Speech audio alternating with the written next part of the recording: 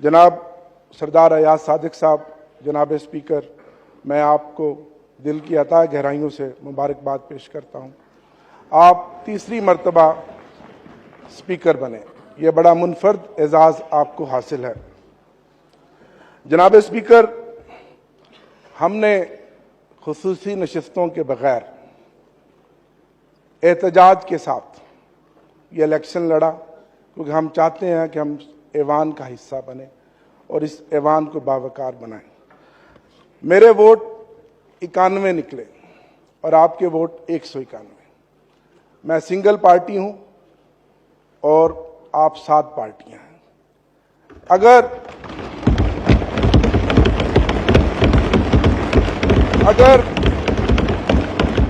अगर 8 फरवरी का जो इलेक्शन हुआ और जो खामोश इनकलाब था, अगर फॉर्म 45 के मुताबिक इस ऐवान में नतीजा आता तो मेरे वोट 225 होते।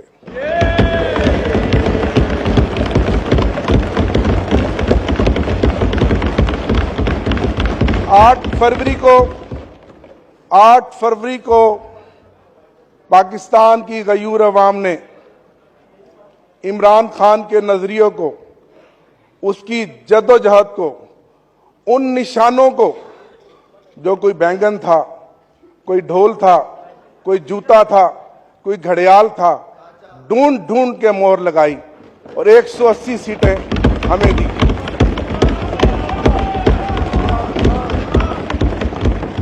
और फिर क्या हुआ?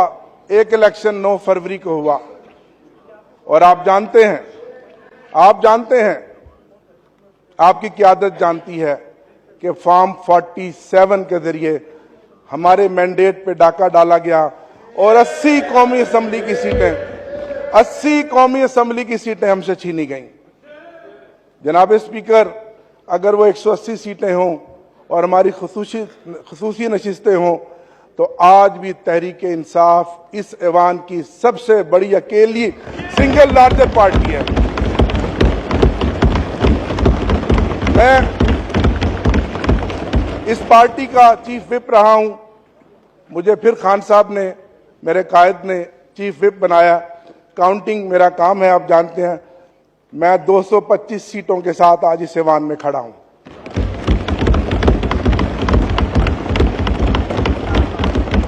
मैं सलाम पेश करता हूं अपने इन भाइयों को।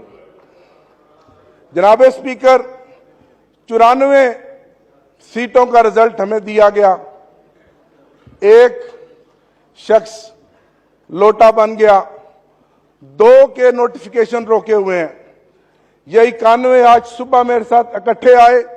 आज सुबह तक इन पर बेपनाह प्रेशर था, दबाव था और आप सब कुछ जानते हैं जो कुछ हमारे साथ साल 1.5 साल से हो रहा है। लेकिन मैं खराज तहसीन पेश करता हूं कि पूरे 91 के 91 वोट हमारे निकले हैं।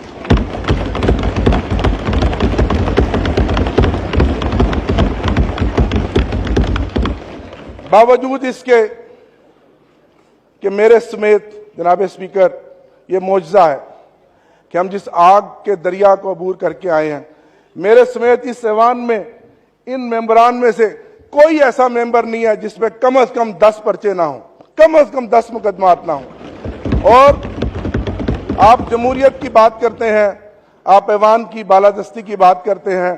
ठीक कहा मेरे भाई ने, ताकत का सर चश्मा अवाम है। ये सब किताबी बातें हैं, सब नारे हैं। मुझे अपने एक दोस्त की बात याद आ गई कि कितने अफसोस की बात है, यहां बहुत सीनियर्स बैठे हैं, कि जिसने कहा, नहीं जनाब, इस मुल्क में मैटर वो करता है, वोट डालने वाले नहीं, वोट गिनने वाले।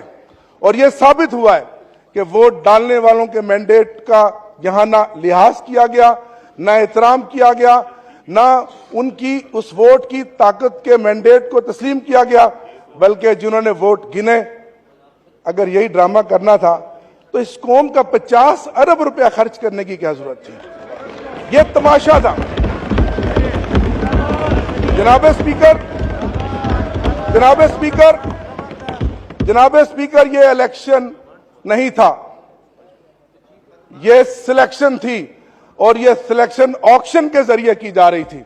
ये ऑक्शन थी और इस ऑक्शन में जानते हैं मेरे कई सूबों के मेंबरान यहां बैठे हैं जिनको पता है कि इस ऑक्शन में बोलियां लगी, उन सीटों की कीमतें लगी और वो कीमतें और वो सीटें बिकी और फिर उन लोगों को करोड़ों रुपए के अवज यहां का ऐवान का मेंबर बनाया गया। मेरा दिल दुखता है। मैं एक पॉलिटिकल वर्कर हूं। मैं तीसरी दफा इस ऐवान का हिस्सा बना हूं। कल कहने को तो ये तारफी सेशन था, लेकिन मेरे दोस्तों के चेहरे लटके हुए थे, सोगवार थे, रंग उड़े हुए थे, जमीर मुर्दा थे। कल मुझे कहने दीजिए कि कल का ये सेशन ताजियती सेशन था, ये तारफी सेशन नहीं था, ये ताजियती सेशन था, ये ताजियती सेशन था। आज पूरा मुल्क सोगवार है। इलेक्शन होता है, एक नई चमक आती है, एक रमक आती है, लोगों में एक उम्मीद पैदा होती है कि एक हुकूमत बनेगी, हमारे मसाइल का मदावा करेगी। आज सबसे बड़ा मसला हमें अपने एनर्जी क्राइसिस का है।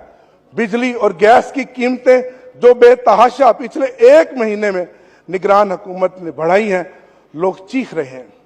बिजली का यूनिट जो पिछली गर्मियों में हमने 70 रुपए फी यूनिट इस्तेमाल किया था, 85 रुपए पर यूनिट हम इस्तेमाल करेंगे। लोग मर रहे हैं, कहां जाएं लोग? आप कहते हैं हम इस ऐवान को बालादस्त बनाएंगे। ये ऐवान बालादस्त बनेगा जो हमारे मैंडेट को चोरी करके बैठा हुआ है।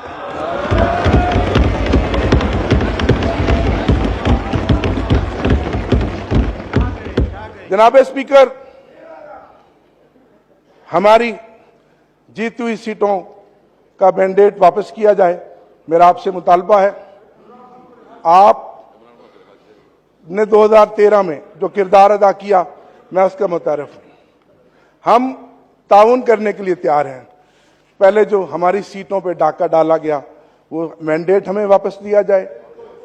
हमारी खसूसी नशिस्तें जो 91 मेंबरान के साथ हैं, वो वापस दिलाई जाएं। इससे ज्यादा जुल्म जनाब स्पीकर क्या होगा कि अगर ये 93 लोग जीत कर भी आ गए हैं किसी मौजे के बाद, आज भी इनके हलकों में गिनतियां कराई जा रही हैं।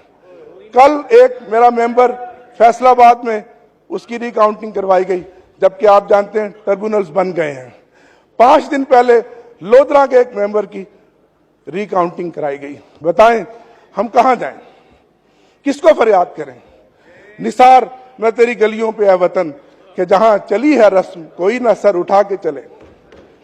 निसार मैं तेरी गलियों पे है वतन कि जहां चली है रस्म कोई ना सर उठा के चले। कोई जो चाहने वाला तवाफ को निकले, नजर चुरा के चले, जिस्मो जान बचा के चले।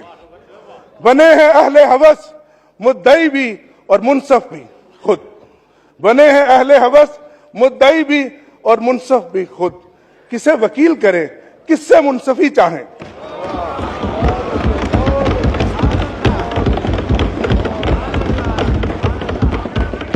जनाब स्पीकर, मैं इस मौका पर खराज तहसीन पेश करूंगा।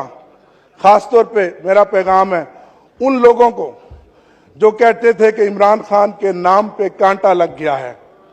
आपने देखा कल और आज, आपने देखा कल और आज इस ऐवान में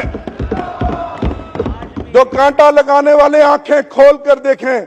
कल और आज इस ऐवान में इमरान खान की तस्वीरों के साथ, नारों के साथ ये ऐवान गूंज रहा है।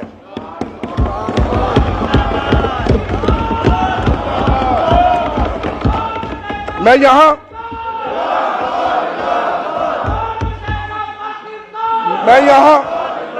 यहां खराज तहसीन पेश करूंगा अपने लीडर इमरान खान साहब को। जनाब स्पीकर, आपने नेशनल कंसेंसस की बात की। लतीफ खोसा साहब और अली मोहम्मद खान साहब हम जेल में गए। मेरी सारी 4 महीने की जेल कैदो बंद की सोबतें, सारे मसाइल, सारी मुश्किलें खत्म हो गई जब मैंने उस मर्द कलंदर को देखा, जिस हौसले के साथ वो बैठा है, जिस दिलेरी के साथ वो बैठा है। और उसने कहा कि मैं इस मुल्क की खातिर, इस मुल्क के 25 करोड़ अवाम की खातिर रिकंसिलेशन के लिए तैयार हूं, लेकिन सबसे पहले मेरा मैंडेट मुझे वापस दिया जाए। आप अपना किरदार अदा करें, आप किरदार अदा करें।